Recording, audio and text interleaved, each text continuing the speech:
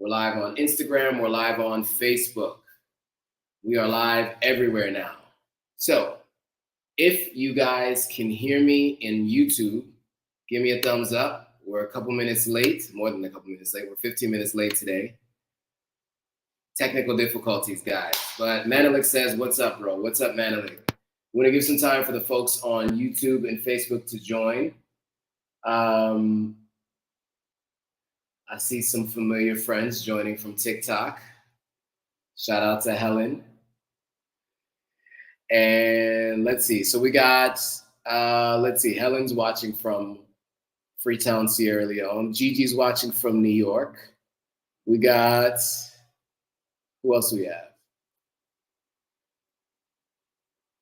I'm trying to see where you guys are watching from. Wow, Luxury Hair Care Empire is watching from Haiti. CC Drax is watching from Germany. Ishnor is watching from Chicago. Okay. We got King Abide, or Ibide, is watching from Ghana. Cecilia is watching from South Carolina. All right. We got some pretty good representation from around the world.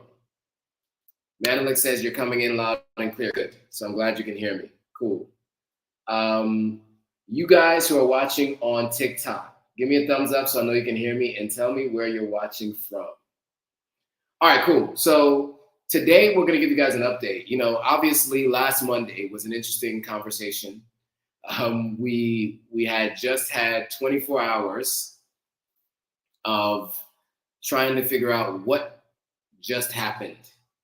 And we were on a nationwide shutdown or nationwide curfew, which is still in effect as of today. And, you know, details have been trickling in throughout the week. And so I want to update you guys on where we are today. Last week we talked about it and I said I was going to give you guys updates. So let's give you an update. So before we do, there are a lot of new people joining. Those of you who may not know me, I can do a quick introduction to give you guys a little bit of an understanding of who I am and what it is that I do. My name is Joe Hatagwa. I'm a Sierra Leonean American. I do live in West Africa, spend a lot of my time in Sierra Leone, most of my time in Sierra Leone. I've been calling Sierra Leone my country of residence now. And also I spent about 2 years living in Ghana. And so as a part of what I do, I not only have this social media platform, I'm an advertising professional, but I also have a social media agency, an advertising agency where I help brands grow their social media by 10 times, 10x your social media growth. So I want to quickly go through a presentation so you guys get a little bit of an understanding of what services I provide in terms of consulting and the like, to give you just a sense of what it is that I can provide you if you are interested. So let me first get over and start sharing my screen.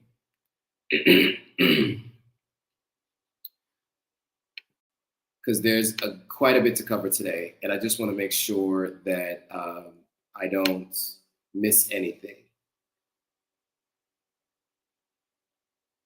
All right, so again, I see Jano from Jamaica. Oh, but living in Ghana, it looks like. So that's cool. Anybody else? Oh, my live was ended. How did that happen? Instagram just ended my live? How did that just happen? Okay.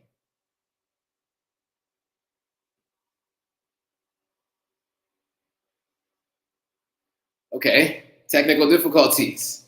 We're gonna go live again on Instagram. Instagram just ended my live just randomly. So I don't know how that happened, but it happened. So we're gonna go live back on Instagram again. For those of you guys who are watching now on Instagram, welcome back. Or welcome to the live. Those who are watching the replay, welcome to the replay. And those who are watching on TikTok and YouTube, thanks for your patience. We've been having some technical difficulties today, but I still wanted to go live and give you guys this update as to what has been happening from the attempted coup in Sierra Leone. So now I'm gonna share my screen and I'll do a little bit of a presentation on who I am for those of you who are new. If you're watching on Instagram, or you're watching on TikTok, you're not gonna see the presentation, but if you wanna see the presentation, you can click the link in my bio. In my bio, there's a link there. That link will take you over to my link tree. And in my link tree, you'll see Watch Me Live on YouTube right now. If you want to jump over to the live and see my YouTube live and watch on screen. If not, you can stay on TikTok, you can stay on Instagram. It's totally fine. You'll hear everything I'm saying, and I'll be talking to you all from here. You just won't be able to see what's on my screen. I see Kika Moonlight from the Delta region in Nigeria has joined. Shout out to Kika Moonlight, one of our more consistent followers on live. So I want to welcome you back to the live. And for those who are joining for the first time, we're going to go through a little bit of a presentation to give you a little bit more of an understanding of who I am and what it is that I do. So again, today we're going to talk about the failed coup attempt that happened in Sierra Leone. It made international news. Al Jazeera, BBC, CNN, all of the above reported on it. And today we're going to talk about it. So first, before we get into it though, if you haven't already, make sure you like, comment, subscribe, hit that thumbs up to let people know that you like the content and to ensure that more people get a chance to see it. It's important that this information gets out to those who are in the diaspora who want to learn more about what's going on the continent. So I can help you move to West Africa if you need. So I do anything from helping you figure out what Airbnb and hotels to use, airport concierge services, lifestyle consulting, real estate services, business registration services, Ghana residency services. These are all things I offer in terms of consultancy services in Ghana. As far as Sierra Leone is concerned, similar services, either myself or my partners offer these services. So real estate services, visiting Sierra Leone, moving to Sierra Leone. All right, so if you want to book a consultation, but before we actually get into that, I do want to give you some of what people are saying. Please disregard the misspelling in the title there. But here's a quote from Anita, and here's a quote from Benoit. So, but here's how you can work with me. If you want to book a consultation about moving to Africa, just click on the link in my description or click in the description if you're watching on YouTube. The link in my profile will take you to a link tree if you guys are watching from anywhere on Instagram or TikTok. And if you go there, it'll say book private one-on-one 1 hour long consultation about Africa. More than happy to give you some information. In terms of Kika Moonlight asking, what about jobs? I do offer suggestions for where to help yourself find roles. There are definitely different ways to, if you're looking for a role, and if you're looking for some introductions, depending on your background, I may be able to help there too. So yeah, that's a good point. Jobs as well. Influencer services. These are all the services I offer. Content services, talent services, in-person services, and social media consulting. So as of today, I have a little over 280,000 followers across all platforms. My biggest platforms right now are Instagram and Facebook, 185 and 45 respectively. But we do have over 20K on TikTok and over 13.7K on YouTube. Those four alone equal over 230K, 250K it looks like. And then you add them all together, plus what I haven't even included on the screen, and we have over 280,000 followers across all platforms. So if you are a person who wants to learn how I built a audience of this size, I'm more than happy to set up some time with you with a one-on-one consultation. So again, my link tree has a link for it, and also the link will be in the description if you're watching on YouTube. I also do Instagram promotions. So if you're a brand and you want to get in front of people like Taraji P. Henson and many others, you can do so by reaching out to me via email, and I will give you what our packages cost at the time that we're having that discussion, and you can select which package makes the most sense for you, and you can promote your brand, product, or service to my audience. Okay, cool. So that was the presentation, just to give you guys a little bit of an idea of who I am and what it is that I do. So a couple questions before we move on. Arifatu is asking, is it still a no-fly zone? No, so there was never really a no-fly zone. They were just making recommendations to airlines not to continue their flights, but they did have people flying into the country, I think by Monday evening or Tuesday evening of last week. So that was never really an issue. Let's see. Miss P is here. What's up, Miss P? What is going on? Okay, so it looks like my internet has been really acting up, and so I apologize if I'm not coming too clearly on YouTube. But today we are going to talk about the updates that have happened since the coup attempt in Sierra Leone. A number of different things to cover. We're going to make this a quick one because, frankly, it has been a long, busy day, and I have plenty of stuff that I need to do for you guys to continue bringing you guys content. So I'm going to go through a bit of what has been like over the last week, so you know everything that has happened, and so you can be abreast of what's going on, especially those of you who are planning to move. Because I think many of you have talked about moving or visiting, and so you're going to want to know what has happened in this time frame. So I'm just going to read you guys the headlines, and we're not going to go through to each of the stories too much, but I'm going to just give you like the headlines and the overall update. But most of the people are here because they want to know about the 34 people that are declared wanted persons. So let me be very clear. Right off the rip, apparently 13 people had been arrested. 14 people have been arrested, 1 civilian, 13 military personnel already. But since then, as of November 28th, so this was pretty quickly after the coup had happened, or the attempted coup had happened, excuse me. The Sierra Leone police had declared 34 people, including 15 security personnel and 19 civilians, wanted following the attack in Freetown on Sunday, November 26th. So within 2 days, they had already had 34 people that they were saying were wanted for these alleged attacks. If you want to assist in this matter, they give you a number that you can contact at CID, and there is a reward for the capture of these folks. And so if you want to see more about it, you could just look it up online. Now, one of the things that happened yesterday is all of us were anticipating there was going to be an announcement yesterday that the curfew had been lifted. It was not lifted. And we are still under curfew. So what does that mean? That means from 9 p.m. to, if I'm not mistaken, 7 a.m., you are not to be out in the streets. So I had to run an errand downtown and get back to get ready to go live just about an hour ago, a little over an hour and a half ago. I was trying to figure out how to do that quickly, and I figured it out. But it was a fast one, and it was a difficult one to make happen. We made it happen.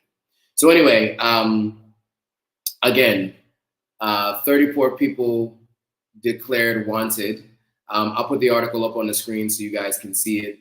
But I think it's just an important fact to know that after just 48 hours, they already had a list of 34 people. Not really sure how they determined these folks were all involved in this alleged attempted coup, but they had put out their faces, their names, and their offenses. So their offense is considered a fugitive. Almost all of them are listed under the offense status of fugitive. So 34 people, not a small amount of people, right? Not to mention, as I mentioned previously, that close to 2,000 prisoners escaped from the prison. Now, I haven't heard much about an increase in crime or anything like that. I think most people have been moving about their days as if it never actually happened. And I think one thing that's helping is obviously the curfew is keeping people inside at night. because they do say, the witching hours when all these things happen, crime gets committed at night. So if everybody's at home, then most people are safe from, many of what the potential crimes could potentially be. So, so that was just 48 hours after the coup attempt. They had already determined a list of folks that they say were wanted in connection with the coup attempt, which I think is really, really fast. But apparently, they were aware of who these people may have been. So that's to start off, right? It's 34 people who have been listed as wanted. So at least what I hear now, the number is close to 10 to 15 who have experienced loss of life as a part of this. I also read that there was at least one casualty as just like a stray bullet hit them, and they were a casualty. They were not even a part of any of what was going on, but from what I understand, there was a stray that hit a casual. I wouldn't say they were a reserver, but someone who was not involved at all. So so there've been police searches of popular opposition party houses. As I said, the update. So the update on the number of people who experienced loss of life as of last week, and I think the last time I saw this number update was 20 people killed and 1,890 prisoners that had escaped, right? So quite a substantial amount of prisoners. Now, there were 100 stranded Sierra Leoneans trying to get on flights to come to Sierra Leone, and they finally returned, which looks like, what was that? I think that was on the 29th. They apparently, one of the captured soldiers involved in Sunday's gunfire had confessed. There was a video of him under arrest. Then there was another apparent shooting in Moritown as security forces had encountered some of the folks that they deemed responsible for what happened that day. And so about your daily life and then you hear there are more gunshots, it can be a little concerning. And so that was one of the things that happened that day is, we were just going about our daily lives and,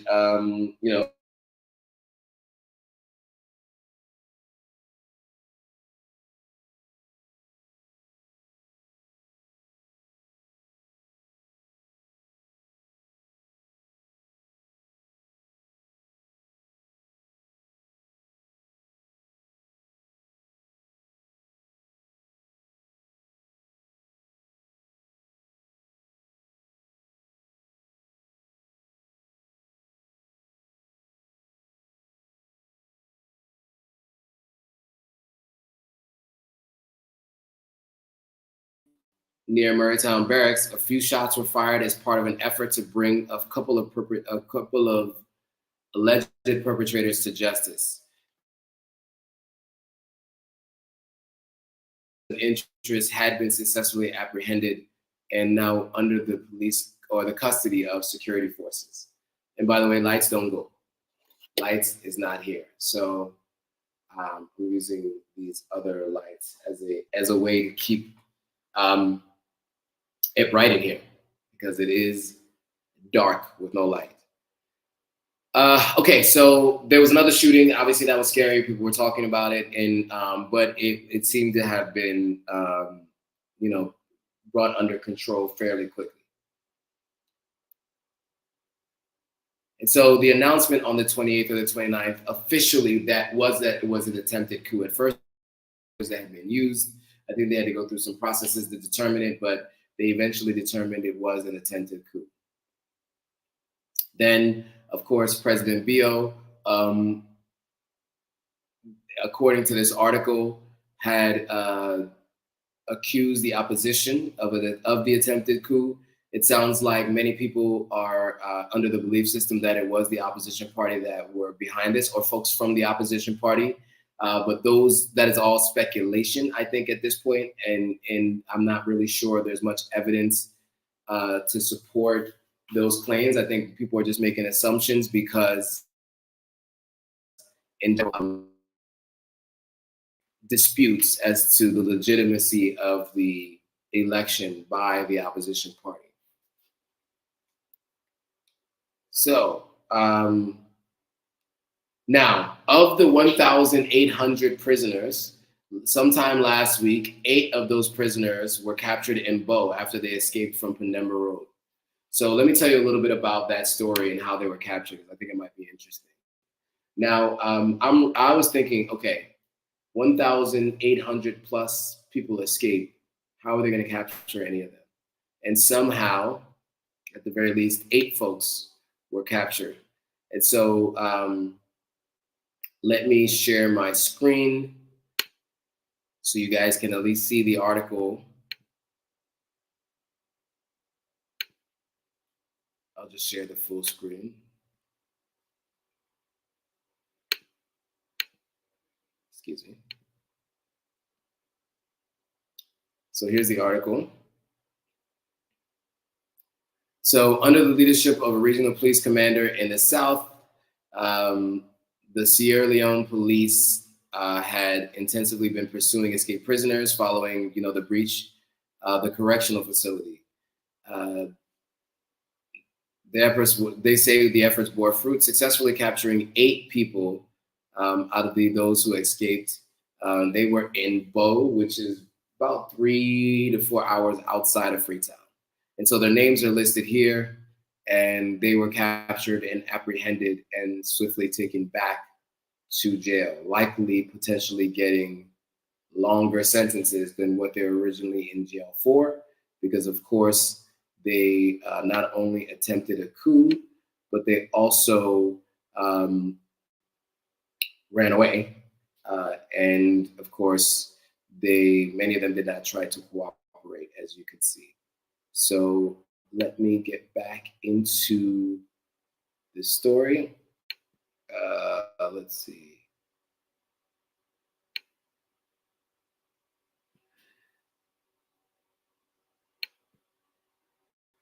Okay. Sorry, let me get to my phones. Oh my. I can't. Now you guys are seeing my WhatsApp. You guys are actually seeing my WhatsApp. You see my WhatsApp messages. All right, cool. So let's get back to some of the stories here. There's a guy who told a story about how he survived it. There were many stories that came out. But mainly, I think those were the main stories, and that's probably where we're gonna leave it.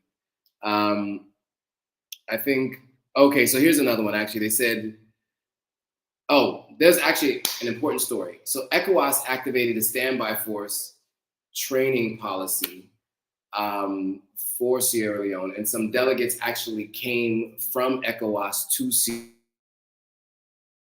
a little bit to talk about this, because there's been a lot of conversations about ECOWAS and their involvement in countries where coup attempts are happening.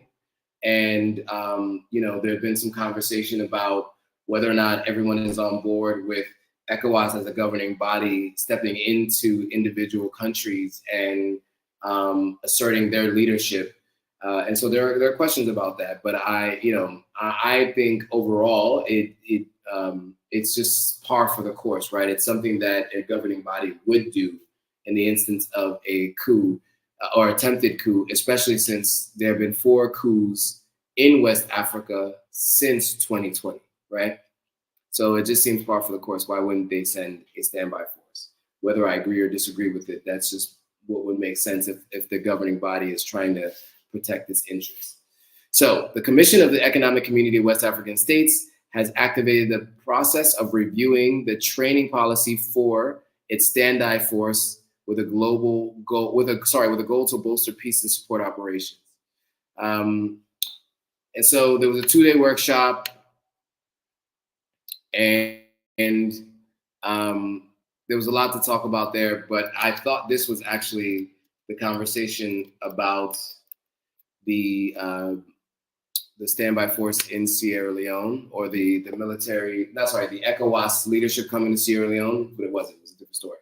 So now that number went from 8 to 30 escaped inmates were apprehended in Bo. So of the 1,800, 30 were apprehended in Bo, which, is something, right? So that number went from 8 to 30. So this is progress being made on that front. Okay, cool. So those are the major updates. We're still on a nationwide curfew. And so unfortunately, nothing is open after 9 p.m. So nightlife is at a standstill. And, Sierra Leone is a country which likes its enjoyment. So the fact that there's a curfew right now, I think has put a damper on a lot of people's plans. But what I'm seeing is there's a lot of people going to the beaches, especially on the weekends. And so that's how they're, kind of getting their enjoyment in. They go to the beach during the day and then make sure that they're home long before the curfew.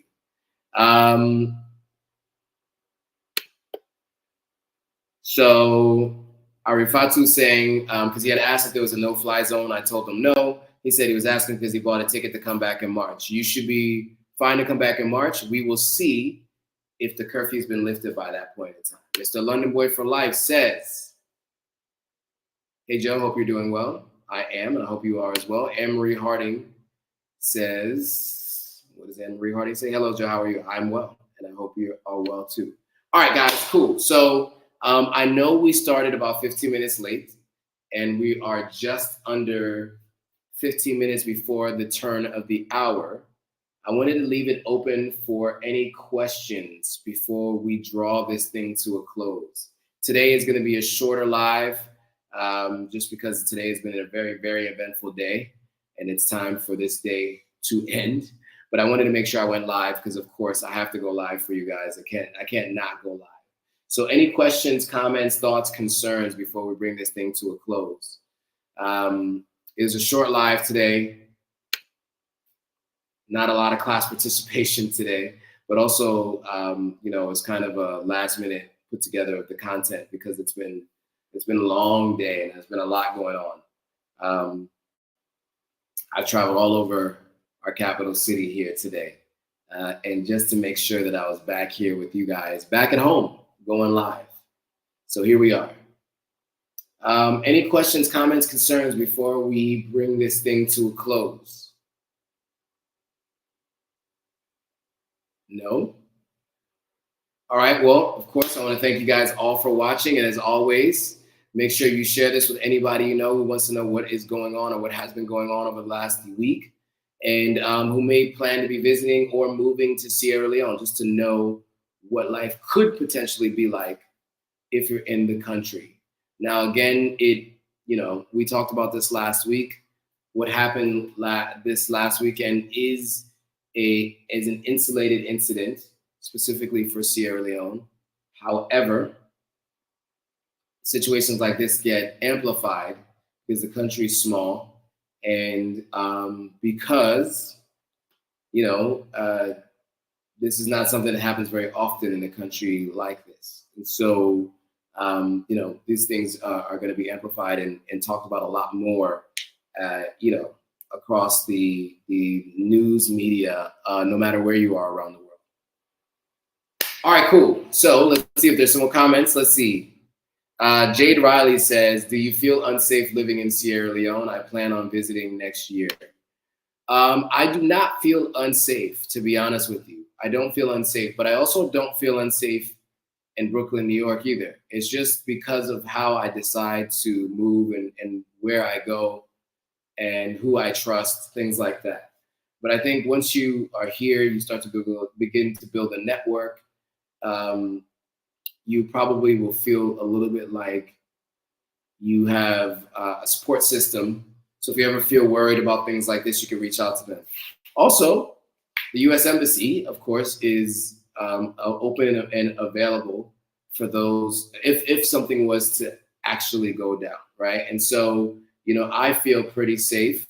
I don't feel any issues, but I also fortified the fortress, as I mentioned last week. So you can't see it here, but these windows have bars outside of them.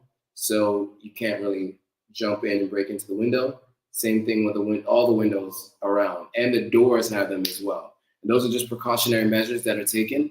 But not all of them are. Actually, none of them are mandatory. But some people just do it because they want to ensure that they continue to feel safe. All right, cool. Good question. Hope that answers your question. Any other questions before we bring this thing to a close? And don't feel like you have to answer a question or you have to ask a question. It's totally up to you. But if you do, of course, I'm naturally ready to answer it. All right, cool. So it looks like there are no new questions. If necessary, I'll give a third update to what's been going on next week. Or there may be some other conversations that we might be having. There's some things in the work behind the scenes. And so I will keep you guys posted on those things once they do come to light. So with that, guys, I want to thank you all for watching. Make sure you like, comment, subscribe, and you share it with some friends. All right, thanks for watching, guys. See you. Okay, sorry. Before we go, Jade Riley asked a really good question. Is the consultation the only way to contact you after this? Yes, unless you know me personally. You can always send me an email or you can always DM me, and I'm more than happy to, kind of chat a little bit. But if you want to get like details on a move or visiting or you need assistance with things, then I recommend scheduling a consultation.